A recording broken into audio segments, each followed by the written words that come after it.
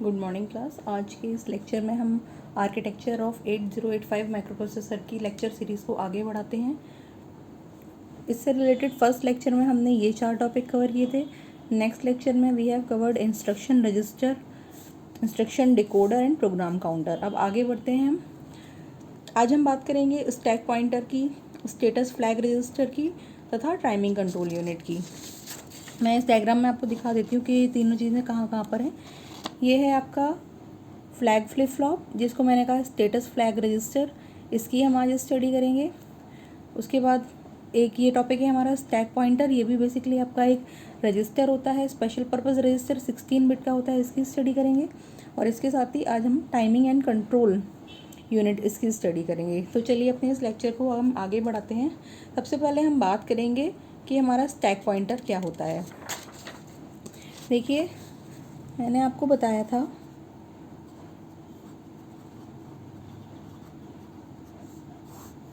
कि जो आपका माइक्रोप्रोसेसर होता है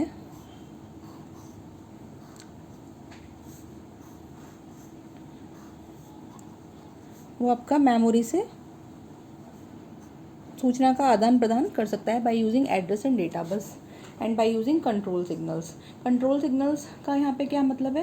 कंट्रोल सिग्नल का मेमोरी के केस में मतलब है कि वो उसे इंस्ट्रक्शन को मेमोरी में राइट करना है या मेमोरी से किसी डेटा को रीड करना है, तो ये सारी चीज़ें आपकी कंट्रोल बस के थ्रू ट्रांसफ़र होंगी। तो बात करते हैं स्टैक पॉइंटर की। बेसिकली आपकी मेमोरी कुछ इस तरीके की होती है। इसमें डिफरेंट मेमोरी लोकेशन होती हैं, ऐसा मैंने आपको पिछले लेक्चर में भी बताया था। हर एक मेमोरी लोकेशन का एक यूनिक एड्रेस होता है जो कि 16 बिट का होता है, लेकिन उसे हेक्साडेसिमल में हम अगर दिखाते हैं तो वो 4 बिट हेक्साडेसिमल में दिखाया जाता है, लाइक 0000 H और 0001 H and so on up to, ये आपकी टोटल पूरी की पूरी मेमोरी है।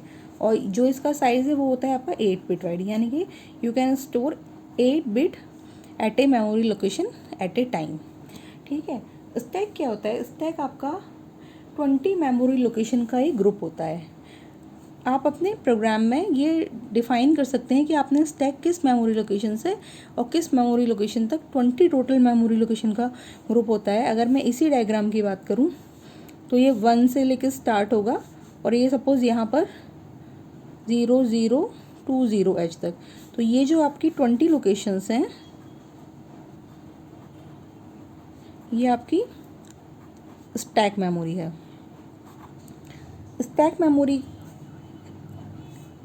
आप स्टैक पहले समझिए स्टैक क्या होता है। सपोज़ ये मैंने एक बुक रखी है, बुक 1, इसके ऊपर मैंने एक बुक और रख दी, दिस इज़ बुक 2। एक बुक और रख दी मैंने, बुक 3। इस तरीके से क्या बन रहा है? ये आपका बेसिकली एक स्टैक फॉर्म हो रहा है। आप एक के ऊपर एक, एक के ऊपर एक, एक के ऊपर एक डेटा रखते जा रहे हो। तो इस तरीके की जो आपका डेटा है जो एक के ऊपर एक आप प्लेस कर रहे हो, this is called as stack. तो अब स्टैक के इस मेमोरी लोकेशन से स्टार्ट हुआ और कहाँ पे ख़त्म होगा, उसके लिए we use stack pointer, short में लिखते हैं SPO। ये एक 16 बिट का रजिस्टर होता है। मेमोरी लोकेशन कितने बिट की होती है? 16 बिट की। तो मेमोरी लोकेशन को याद करने के लिए जो रजिस्टर चाहिए होगा, जो उसको होल्ड करने के लिए रजिस्टर चाहिए होगा, वो कितने बिट का होगा? 16 बिट का। यही रीज़न है कि आपका जो स्टैक पॉइंटर है वो 16 बिट का होता है। स्टैक पॉइंटर क्या करता है? Stack pointer holds the value of stack top location. तो सपोज जब इसमें मैंने केवल एक ही बुक रखी थी तो स्टैक पॉइंटर में यहाँ जो इसका जो एड्रेस होगा वो लोड हो जाएगा। जब एक और बुक रख दी, यानी कि मेमोरी लोकेशन में एक आपका बढ़ गया, तो अब स्टैक पॉइंटर इंक्रीज हो जाएगा। तीसरी बुक रख दी तो अब आपका स्टैक पॉइंटर यहाँ पे आ जाएगा। चौथी बुक रखने पे आपका स्टैक पॉइंटर यहाँ पे आ जाएगा। पहली में यहाँ, दूसरी में यहाँ, तीसरी में यहाँ, चौथी में यहाँ। इसी तरह हमारा मेमोरी के केस में होता है। सपोज़ मैंने यहाँ से, ये मेरे टोटल स्टैक मेमोरी है, मैंने सबसे पहले यहाँ पे कोई डेटा रखा, सपोज़ X, तो ये हो गया हमारा। अब जो इस मेमोरी का एड्रेस है तो स्टैक पॉइंटर किसको होल्ड करेगा, इसको। This is the stack pointer. अब मैंने कोई और डेटा इसमें सेव कर दिया तो स्टैक पॉइंटर इस लोकेशन का एड्रेस सेव करेगा। ठीक है। इसी तरह जैसे जैसे हम अपनी स्टैक मेमोरी लोकेशन में कोई कोई डेटा प्लेस करते जाएंगे तो स्टैक पॉइंटर हमारा अपडेट होता जाएगा। तो फिर ये जो डेफिनेशन है, अब इसके साथ इसे कोरिलेट करिए। Stack pointer holds the value of stack top location. जहाँ तक आपने डेटा प्लेस कर दिया है मैक्सिमम, उस स्टैक टॉप की लोकेशन को आपका स्टैक पॉइंटर होल्ड करता है। अब स्टैक पॉइंटर क्या होता है, आपके जो माइक्रो प्रोसेसर से रिलेटेड प्रोग्राम होते हैं उसमें कुछ ऐसे प्रोग्राम होते हैं जो कि पहले से आपको पता है कि अगर आपको ये काम करना है तो ये प्रोग्राम आपको रन करना पड़ेगा। तो हम क्या करते हैं, यूजुअली उन प्रोग्राम्स को हम स्टैक लोकेशन में डाल देते हैं। ठीक है। और जब हमें ज़रूरत होती है तो हम स्टैक लोकेशंस पे हमें पता है कि यहाँ इस लोकेशन से इस लोकेशन तक हमारा प्रोग्राम पड़ा है, तो हम क्या करेंगे, उस प्रोग्राम को अपने मेन प्रोग्राम में कॉल कर लेंगे और जब हमें प्रोग्राम हमारा एग्जीक्यूट हो जाएगा तो हम अपने लोकेशन को मेन प्रोग्राम पे रिटर्न कर देंगे। तो इस तरीके से जो आपका स्टैक पॉइंटर होता है उसके साथ बेसिकली आपके 4 इंस्ट्रक्शन, स्टैक के साथ आपके 4 इंस्ट्रक्शन एसोसिएटेड होते हैं। कॉल,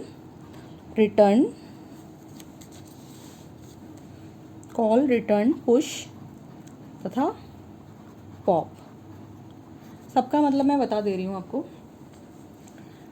दोबारा से एक डायग्राम बनाती हूँ। मैंने पहली ये मेरी सारी की सारी जो लोकेशन है मेरी स्टैक लोकेशंस हैं। ठीक है। मैंने पहली लोकेशन पे कोई डेटा दिया तो मैंने क्या किया, डेटा को मेमोरी में डाला, यानी कि मैंने किस इंस्ट्रक्शन का यूज़ किया, पुश का। इस समय स्टैक पॉइंटर का एड्रेस होगा ये वाला जो इस मेमोरी की लोकेशन होगी। अब मैंने कुछ और डेटा डालना है तो क्या होगा, मैंने दोबारा पुश इंस्ट्रक्शन का यूज़ किया और मैंने अपना डेटा नई इस मेमोरी लोकेशन पर डाल दिया और स्टैक पॉइंटर अपडेट होके इस मेमोरी की लोकेशन को अपने अंदर सेव कर लेगा। इसी तरह जैसे जैसे आप स्टैक मेमोरी में डेटा डालते जाएंगे बाय यूजिंग पुश इंस्ट्रक्शन, वैसे वैसे आपका स्टैक पॉइंटर अपडेट होता जाएगा, बढ़ता जाएगा। ठीक है। अब ये यहाँ आ गया। अब क्या किया कि अब मुझे डेटा निकालना है तो मैंने पहले सबसे लास्ट में इसमें डाला था। ठीक है। सबसे पहले मैंने डेटा इसमें डाला था, फिर इसमें डाला, फिर इसमें डाला, सबसे लास्ट में इसमें डाला। लेकिन अब मुझे इस डेटा को रिट्रीव करना है, यानी कि वापस चाहिए। तो कैसे होगा, सबसे पहले तो मुझे इसका डेटा लेना पड़ेगा ना, मैं यहाँ पे तो जंप नहीं कर पाऊँगी। तो सबसे पहले डेटा रिट्रीव करते समय हम यहाँ का डेटा लेंगे, उसके बाद यहाँ का लेंगे, उसके बाद इसका लेंगे और सबसे लास्ट में वो डेटा लेंगे जो हमने सबसे पहले डाला था। तो ये जो आपकी स्टैक है बेसिकली ये आपका लीफो स्ट्रक्चर है। LIFO stands for last in first out. ठीक है। तो जो आपका स्टैक होता है 8085 में वो आपका लीफो के प्रिंसिपल पर वर्क करता है। जो डेटा आपने सबसे लास्ट में डाला है उस डेटा को आप सबसे पहले रिट्रीव करेंगे। तो डेटा डालने के लिए we were using push instruction और डेटा को निकालने के लिए we will use pop instruction. पहले मुझे डेटा चाहिए तो हमने क्या किया, पॉप इंस्ट्रक्शन का यूज़ करके यहाँ से डेटा ले लिया। अब मेरा स्टैक पॉइंटर कहाँ पे आ जाएगा, यहाँ पे आ जाएगा। मुझे फिर डेटा चाहिए तो मैंने दोबारा से पॉप इंस्ट्रक्शन का यूज़ करके इस वाली लोकेशन से डेटा ले लिया। अब मेरा स्टैक पॉइंटर फिर डिक्रीज हो जाएगा, अब यहाँ पे आ जाएगा। तो इस तरीके से जो आपका स्टैक पॉइंटर है उसमें इंक्रीमेंट, एड्रेस का इंक्रीमेंट तथा एड्रेस का डिक्रीमेंट होता रहता है। अब बात करते हैं कॉल और रिटर्न की। वैसे तो जब आपको 8085 माइक्रो प्रोसेसर से की इंस्ट्रक्शंस पढ़ाई जाएंगी उसमें आप इनको पढ़ेंगे, लेकिन थोड़ा सा बेसिक वो दे देती हूँ। सपोज हमारे पास कोई प्रोग्राम है जिसमें आपकी टोटल 4 स्टेप्स हैं उस प्रोग्राम में, आपके 4 इंस्ट्रक्शंस का यूज़ करके वो प्रोग्राम आपका कंप्लीट हो रहा है। जिस प्रोग्राम का एक बेसिक आइडिया मैं आपको लास्ट लेक्चर में भी दे चुकी हूँ। और उस प्रोग्राम की हमें कोई डायरेक्ट ज़रूरत पड़ गई और उस प्रोग्राम का नाम हमने लिख दिया, सपोज़ ये है हमारा प्रोग्राम 1। तो हम क्या करेंगे, हमें अचानक से प्रोग्राम 1 की ज़रूरत पड़ गई तो हम क्या करेंगे, वी विल कॉल प्रोग्राम 1। और जब हमारा काम पूरा हो गया उस प्रोग्राम के थ्रू तो हम क्या करेंगे, रिटर्न हो जाएंगे। तो इस तरीके से स्टैक से रिलेटेड बेसिकली ये 4 इंस्ट्रक्शंस होती हैं। Call, return, push, pop. ये भी बता दिया मैंने आपको, जो स्टैक होता है वो आपका मेमोरी लोकेशंस का एक 8085 में 20 मेमोरी लोकेशन का एक ग्रुप होता है, जिसमें कि स्टैक टॉप का जो एड्रेस है उसको आपका स्टैक पॉइंटर होल्ड करता है, क्योंकि मेमोरी लोकेशन आपकी 16 बिट वाइड होती है किसी भी मेमोरी का एड्रेस, तो इसलिए आपका स्टैक पॉइंटर का साइज़ आपका 16 बिट का होता है। तो आई थिंक आपको स्टैक पॉइंटर पूरी तरह से समझ में आ गया होगा। ये देखिए, ये आपका स्टैक पॉइंटर 16 बिट का रजिस्टर होता है, और ये आपका प्रोग्राम काउंटर भी 16 बिट का एक रजिस्टर होता है, और ये दोनों ही स्पेशल पर्पज़ रजिस्टर होते हैं। इनके नीचे एक लिखा हुआ है increment and decrement address latch. इसका क्या मतलब है? इसका मतलब ये है कि when you are working with program counter, आप कोई प्रोग्राम एग्जीक्यूट कर रहे हैं, तो मैंने आपको बताया था प्रोग्राम काउंटर का काम क्या होता है, नेक्स्ट एग्जीक्यूट होने वाली इंस्ट्रक्शन के एड्रेस को स्टोर करना। तो नेक्स्ट इंस्ट्रक्शन कहाँ से मिलेगी? नेक्स्ट इंस्ट्रक्शन के लिए आपको क्या करना पड़ेगा, प्रोग्राम काउंटर के जो कंटेंट होंगे उनको इंक्रीज़ करना पड़ेगा, तब आपको नेक्स्ट मिलेगी। तो इसलिए इस केस में यहाँ पे आपकी इंक्रीमेंट एड्रेस लैच यूज़ होंगी। और अगर आप स्टैक पॉइंटर यूज़ करें तो मैंने आपको बताया स्टैक पॉइंटर में आपका एड्रेस इंक्रीज़ भी हो सकता है और डिक्रीज़ भी।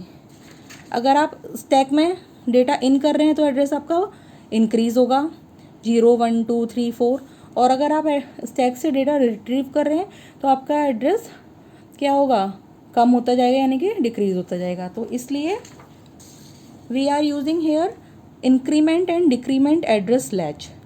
और जब स्टैक पॉइंटर से रिलेटेड कोई प्रोग्राम आपका रन करेगा तो on the basis of that आपकी एड्रेस लैच एड्रेस को इंक्रीज़ करेगी या डिक्रीज़ करेगी, डिपेंड करेगा कि हम स्टैक में मेमोरी स्टैक लोकेशंस में एड्रेस को डाल रहे हैं या वहाँ से डेटा रिट्रीव कर रहे हैं। अब ये आप दोनों में ही, स्टैक पॉइंटर में और प्रोग्राम काउंटर में, दोनों में ही होता आपका मेमोरी लोकेशन का एड्रेस है। अब एज़ पर आवर एप्लीकेशन जो हमारा उस समय प्रोग्राम होगा उसके हिसाब से हम एड्रेस को इंक्रीज़ या डिक्रीज़ करेंगे। आपको पता है कि मेमोरी लोकेशन की बात करें तो एड्रेस आपका 16 बिट वाइड होगा। तो ये जो आपका यहाँ पे एरो के थ्रू हमने ये दो ब्लॉक्स दिखाए हैं, एड्रेस बफर और डेटा और एड्रेस बफर। आपको पता है कि जो एड्रेस बस होती है वो 16 बिट वाइड होती है, ठीक है, लेकिन वो शुरू में AD7 से लेके AD0 तक मल्टीप्लेक्स्ड होती है। AD7 से AD0 तक मल्टीप्लेक्स्ड होती है विद डेटा बस, और A15 से लेके A8 तक वो आपकी सिंपल एड्रेस बस होती है। तो एड्रेस में तो केवल आप एड्रेस देंगे किसी मेमोरी लोकेशन का उसे एक्सेस करने के लिए, तो एड्रेस बस आपकी यूनिडायरेक्शनल है। और इस बस का use as a address bus करेंगे तो डायरेक्शन ये रहेगी, एज ए डेटा बस करेंगे तो डायरेक्शन आपकी ये रहेगी, मतलब बाई डायरेक्शनल हो सकता है ये। अब ये बात आती है कि एड्रेस बफर और डेटा एड्रेस बफर आखिर करते क्या हैं। एड्रेस बफर और डेटा एड्रेस बफर का काम होता है कि जो एड्रेस बस होती हैं और जो एड्रेस बस होती हैं तथा एड्रेस और डेटा मल्टीप्लेक्स बस होती हैं, उन बसेस को ड्राइव करने के लिए रिक्वायर्ड वोल्टेज और पावर उपलब्ध कराते हैं। तो यहाँ पे मैं लिख देती हूँ, address buffer and address data bus buffer are used to provide required current voltage to proper operation of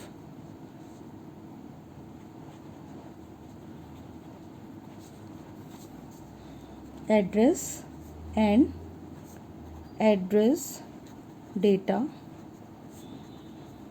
buses. भाई इन बसों को, एड्रेस बस और एड्रेस डेटा बस को ड्राइव करने के लिए जितनी रिक्वायर्ड वोल्टेज या जितनी रिक्वायर्ड करंट है वो कहाँ से आती है, वो आपकी एड्रेस बफर और एड्रेस डेटा बस बफर से प्रोवाइड की जाती है। तो इस तरीके से हमने स्टैक पॉइंटर का क्या काम है तथा इंक्रीमेंट डिक्रीमेंट लैच का क्या काम है तथा एड्रेस बफर और एड्रेस डेटा बफर ये क्या करते हैं ये देख लिया। चलिए, मैंने बोला तो आपको बस यही था कि मैं इसमें फ्लैग रजिस्टर और टाइमिंग कंट्रोल यूनिट बताऊंगी। आगे बढ़ते हैं, थोड़ा लेक्चर ये शायद लंबा हो जाएगा। तो अब क्या हुआ, हमने किसी भी प्रोग्राम को एग्जीक्यूट करने के लिए प्रोग्राम काउंटर का यूज़ करके नेक्स्ट एग्जीक्यूट की जाने वाली इंस्ट्रक्शन का एड्रेस हमने ले लिया, एड्रेस ले लिया, वहाँ से हमने इंस्ट्रक्शन उठाई, एड्रेस हमने भेजा किसके थ्रू, एड्रेस हमने भेजा एड्रेस बफर, और इन दोनों बसेस के थ्रू, ये दोनों 8 बिट वाइड है, इन दोनों बस के थ्रू हमने एड्रेस को पॉइंट आउट किया मेमोरी से डेटा रिट्रीव किया। रिट्रीव करने के बाद वो डेटा कहाँ आया, रिट्रीव करने के बाद वो आया आपका इंस्ट्रक्शन रजिस्टर में। इंस्ट्रक्शन रजिस्टर में डेटा आने के बाद उसको नहीं पता क्या करना है, उसने इसको भेज दिया instruction decoder and machine cycle encoder में। इंस्ट्रक्शन डिकोडर ने इंस्ट्रक्शन को पढ़ के डिकोड किया कि आखिर उस इंस्ट्रक्शन में काम क्या होना है, ऐड होना है, सब्ट्रैक्ट होना है, मूव होना है, होल्ड होना है, क्या होना है। उस हिसाब से इसने एड्रेस डिकोडर ने अब आपका डेटा दिया टाइमिंग एंड कंट्रोल यूनिट को। अब टाइमिंग एंड कंट्रोल यूनिट ने उस ऑपरेशन को, उस इंस्ट्रक्शन को परफॉर्म करने के लिए क्या सिग्नल चाहिए। सपोज आपको कहीं से डेटा रीड करना है मेमोरी से, तो क्या करेगा, यहाँ पे कई सारे सिग्नल हैं, hold, hold acknowledge, reset in, reset out, input output oblique memory bar, S0, S1, ALE, WR bar, read bar, ready, clock out, clock, generator, X1, X2। तो ये सारे सिग्नल कहाँ से जनरेट होते हैं, टाइमिंग सिग्नल से। Timing signal क्या करेगी, उस ऑपरेशन के अकॉर्डिंग आपको कैसा सिग्नल चाहिए उस सिग्नल को जनरेट करके भेजेगी। सपोज आपको मेमोरी से कोई डेटा रीड करना है, ऐसा इंस्ट्रक्शन आए कि मेमोरी से अब आपको कोई डेटा रीड करना है, तो क्या होगा, पहले तो ये IO/M बार सिग्नल में से मेमोरी को सिलेक्ट करेगी और रीड के लिए किसे भेजेगी, रीड कंट्रोल सिग्नल को भेजेगी। तो ये जब मैं आपको पिंस पढ़ाऊंगी तो ये डिफरेंट सिग्नल क्या क्या काम करते हैं वो डिटेल में बताऊंगी। यहाँ पे बस आप ब्रीफ में समझ लीजिए कि टाइमिंग एंड कंट्रोल यूनिट का काम होता है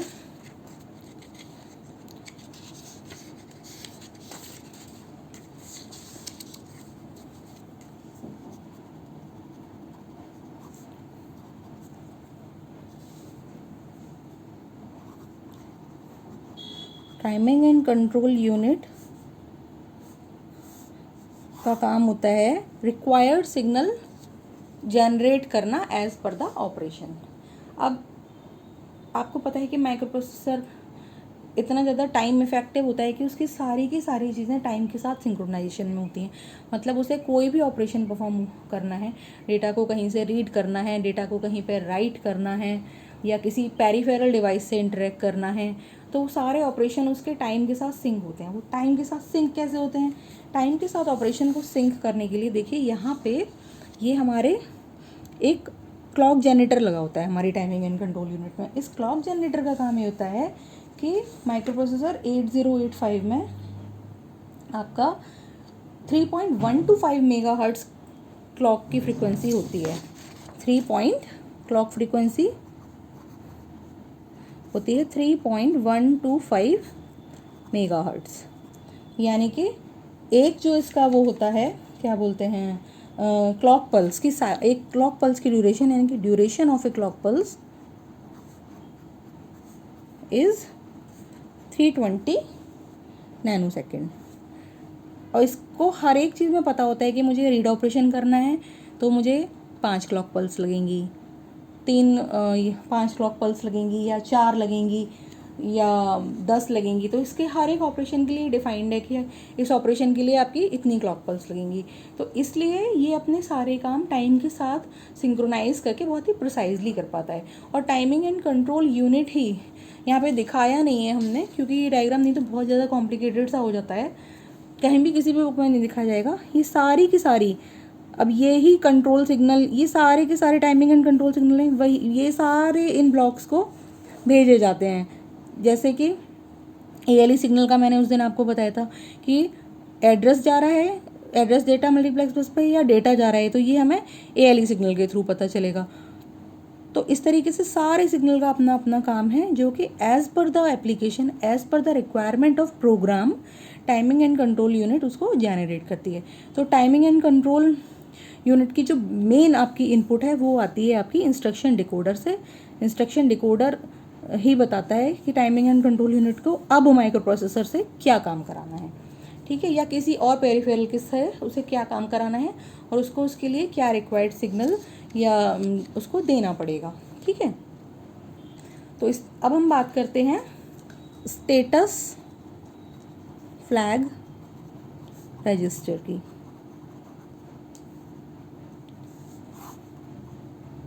स्टेटस फ्लैग रजिस्टर को एक बार यहाँ पे देख लीजिए। ये जो है आपका फ्लैग फ्लिप फ्लॉप 5, ये बेसिकली आपका एक स्टेटस फ्लैग रजिस्टर होता है। इसका काम ये होता है कि एक्यूमुलेटर में जो डेटा आया है किसी ऑपरेशन को परफॉर्म करने के बाद, उस डेटा से एक्यूमुलेटर का वो स्टेटस आपका दिखाता है। किसी भी इंस्ट्रक्शन के एग्जीक्यूशन में जो डिसीजन मेकिंग के लिए इसका यूज़ होता है। इसमें आपके 5 फ्लिप फ्लॉप होती हैं। It contains 5 flip flops. और रजिस्टर मैंने कहा कि ये 8 बिट का होता है, तो बेसिकली इसका स्ट्रक्चर कुछ इस तरीके का होता है।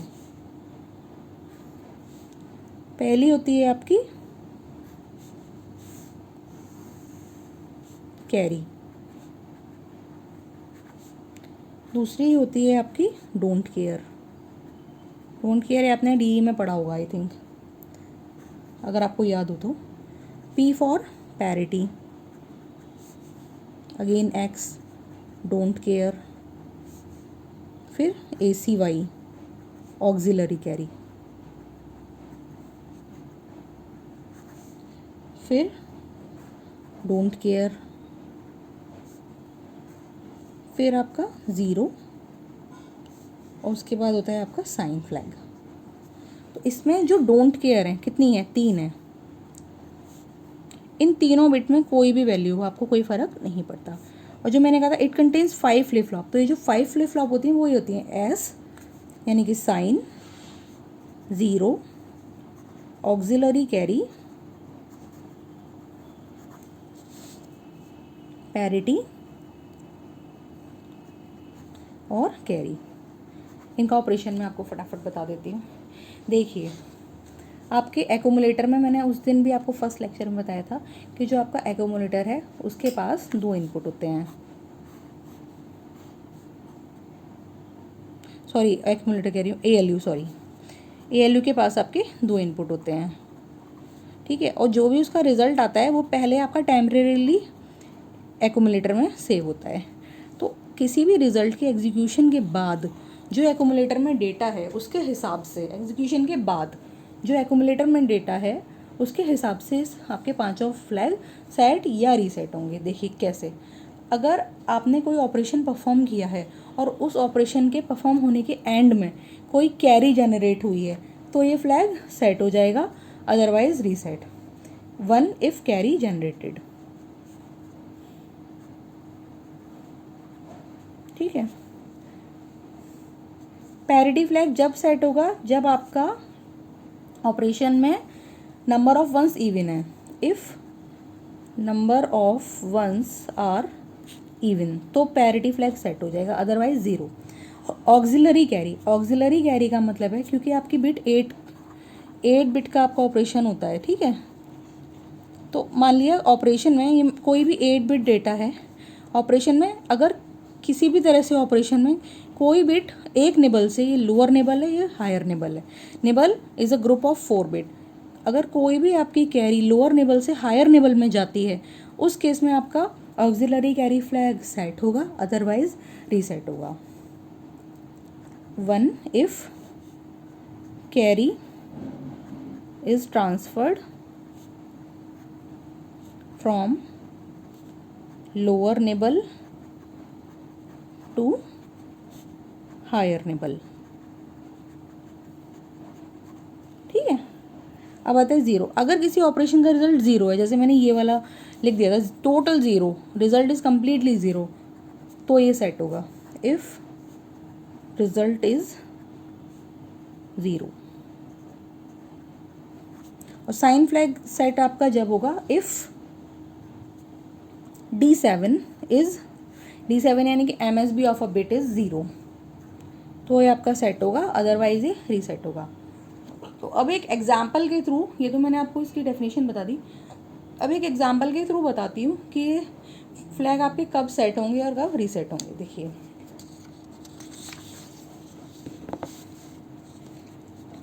माना कि आपके एक्यूमुलेटर का जो स्टार्टिंग कंटेंट था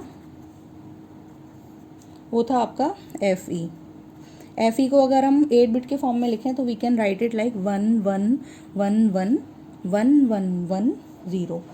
और रजिस्टर बी में आपके कंटेंट था आपका बी सी को अगर हम 8 बिट की फॉर्म में लिखें तो we will write it like 10111100।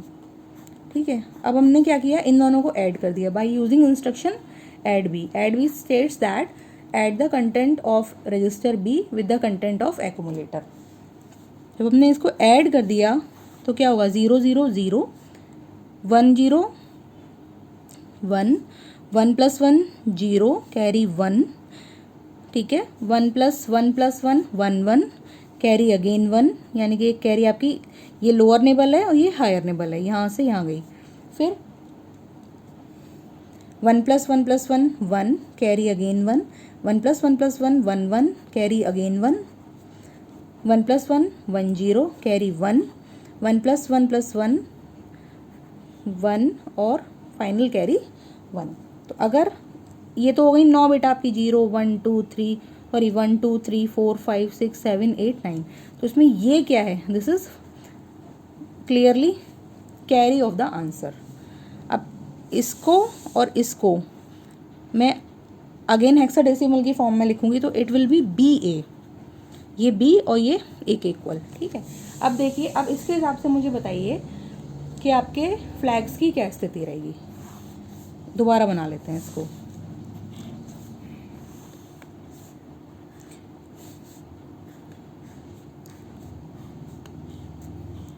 पहला था आपका साइन फ्लैग, दूसरा था 0, तीसरा था डोंट केयर, चौथा ऑक्सिलरी कैरी, छठा डोंट केयर, फिर पैरिटी, फिर डोंट केयर, फिर कैरी। अभी देखिए इस ऑपरेशन में फाइनली ये कैरी जनरेट हुई, इसलिए ये फ्लैग आपका सेट हो जाएगा।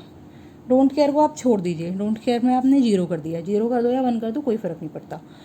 अब देखिए पैरिटी, इस पूरे रिजल्ट में कैरी को हटा के इस 8 बिट में देखिए कि total number of ones even है या ऑड, 1 2 3 4 5 ये ऑड हैं, इसलिए आपका पैरिटी फ्लैग रीसेट हो जाएगा 0। डोंट केयर को फिर आप 0 रहने दीजिए। अब आई ऑक्सिलरी कैरी, मैंने कहा लोअर ऑर्डर नेबल से हायर ऑर्डर नेबल में अगर आपकी कोई कैरी ट्रांसफ़र होती है तो उसको बोलते हैं ऑक्सिलरी कैरी। तो आपको मैंने यहाँ बताया कि कैरी ट्रांसफ़र हुई, that's why your auxiliary carry flag will be set. फिर ये डोंट केयर है, 0 फ्लैग जब सेट होगा जब आपका रिजल्ट 0 होगा, तो ये 0 तो नहीं है, इसलिए आपका 0 फ्लैग रीसेट रहेगा। और मैंने कहा था साइन फ्लैग जब सेट होगा जब आपकी D7 आपकी यानी कि MSB, अब इसकी MSB कौन सी है, ये है, क्योंकि this is D0 D1 D2 D3 D4 D5 D6 D7, ये जो आपका डेटा 7 है, जो आपकी MSB है वो 1 है, that's why your sign flag will be set. ठीक है, तो इस तरीके से ये आपका टोटल स्टेटस फ्लैग रजिस्टर हो गया है। तो आज के इस लेक्चर में हमने काफ़ी कुछ कवर किया है, मैं यहाँ पे बता देती हूँ। आज के इस लेक्चर में we have studied about stack pointer, status flag register, timing control unit, increment and decrement address latch and buffer. अब हमारे केवल 2 टॉपिक रह गए हैं, इंटरप्ट कंट्रोल यूनिट और सीरियल इनपुट आउटपुट यूनिट। ये मैं आपको नेक्स्ट लेक्चर में बताऊंगी और फिर हमारा आर्किटेक्चर ऑफ 8085 कंप्लीट हो जाएगा, फिर हम पिन डायग्राम की स्टडी करेंगे। तो आज के इस लेक्चर में अगर आपको कोई प्रॉब्लम हो तो मेरे से कमेंट सेक्शन में डाल के पूछ लीजिएगा। आज के लिए थैंक यू क्लास।